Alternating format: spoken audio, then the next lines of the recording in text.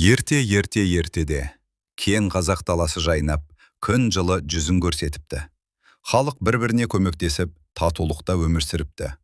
Бір күні екі ру арасында дау шықты. Халық бұл мәселені тек 3 дана би шеше алады деп шешіпті. Алдымен Төле би келді. Бірлік болса тірлік бар деді. Адалдық пен сабырлықпен ол рулардың көңілінде сергітті. Содан соң Қазыбек би алға шығып, біз қазақпыз, достық пен әділдік біздің тірегіміз деді. Рулар тыңдап ашу азайып кетті. Соңында Әйтеке би орнынан тұрып, ашу дұшпан, ақыл дос. Жерді бөліспейік, бірге қорғайық деп үкім шығарды. 3 би бірлік пен әділдік үлгісін көрсетіп, екі руды татуластырды.